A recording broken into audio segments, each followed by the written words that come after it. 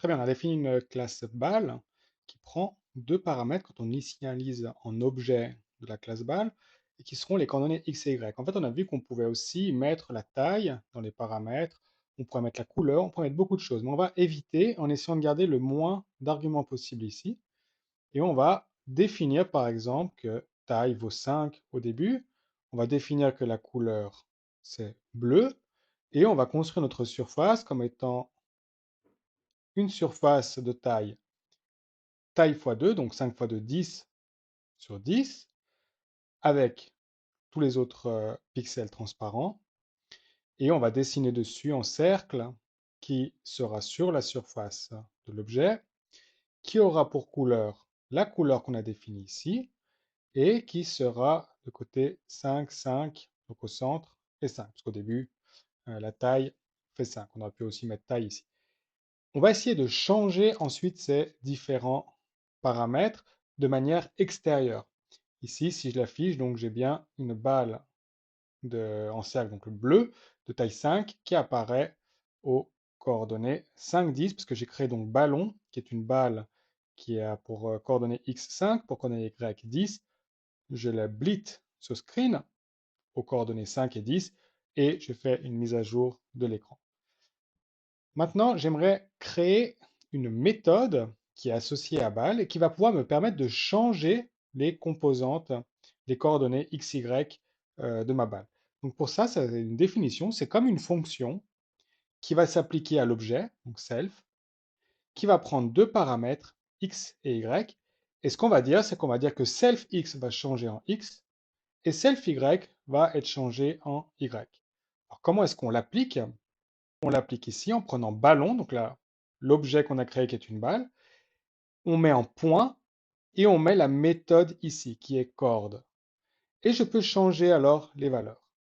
En faisant ça, on va appeler la méthode corde qui va changer les valeurs ballon.x et ballon.y et qui va leur donner la valeur 20 et 40. Donc si maintenant je remets le ballon sur l'écran et que je fais en flip, on va lancer, on va voir ce qui se passe. J'ai d'abord le premier ballon qui va apparaître et le deuxième ballon, parce que ici j'ai changé les coordonnées. Donc ici, il apparaît aux coordonnées 5, 10. J'attends une seconde. Ensuite, je change ces coordonnées en 20, 40. Je le remets et je remets à jour l'écran. Et donc, j'aurai deux ballons qui apparaissent en 5, 10 et en 20, 40. Puis, je peux faire comme ça pour tous les attributs. Je peux aussi faire une méthode couleur qui va prendre l'objet comme paramètre, qui va être appliqué à l'objet, et qui va prendre un seul argument qui est la couleur. Et je vais dire que maintenant la couleur ne va plus être bleue, mais ça va être self-color va devenir la couleur que j'aurais mise ici.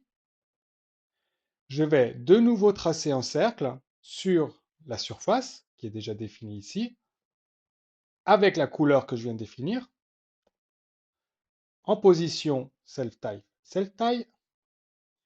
et de rayon self-tie.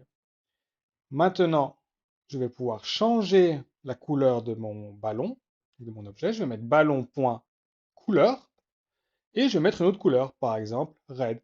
Alors, il va appeler cette fonction, donc il y a une méthode dans la classe ball. Il va changer la couleur qui est associée à l'objet. Maintenant, ballon.couleur ne sera plus, ballon.color ne sera plus bleu, mais ça va devenir red. Et je vais pouvoir tracer un cercle de taille 5 sur l'écran et il sera de couleur rouge. Donc j'ai d'abord en bleu qui apparaît et ensuite le rouge ici. Donc ça c'était l'original qui avait les positions qu'on lui donnait au début. Ensuite j'ai changé la position et changé la couleur. On va faire un dernier changement. On va maintenant changer le rayon de notre cercle. Donc il s'applique toujours à notre objet et je vais lui donner une nouvelle valeur x. Et je vais dire que la self taille, la taille, l'attribut taille de l'objet va changer, va être x, ça ne sera plus 5. Je vais générer une surface qui aura pour taille self taille, donc la taille aura changé ici. Donc j'aurai une nouvelle surface. Je vais dessiner un cercle sur cette surface-là. Elle aura pour couleur la couleur de l'objet. qui a peut-être été changé ou qui n'a peut-être pas été changé. Il sera en position self-tile, et il aura pour rayon self-tile.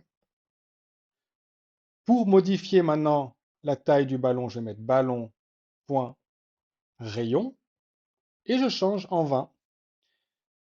On regarde ce qui se passe. Si j'applique, je vais maintenant avoir deux cercles qui vont apparaître, un qui est bleu et l'autre qui est rouge. Ce rouge-là, je l'ai fait changer 3 fois. Donc, c'est un peu plus pratique d'utiliser ces méthodes-là qui permettent de changer les attributs de notre balle. Ça nous permet de ne pas avoir besoin de mettre beaucoup de paramètres. J'aurais même pu mettre x et y sans paramètres, pas les mettre, et avoir juste self-x égale à 0, self-y égale à 0. De base, c'est juste 0, 0. Et pour changer les coordonnées de ma balle, je fais en ballon.chord et je change les valeurs. Donc maintenant, le prochain exercice, ça va être de pouvoir générer au hasard une vingtaine de ballons qui sont des objets de la classe balle, qui auront des positions choisies au hasard, des couleurs choisies au hasard et des rayons choisis au hasard.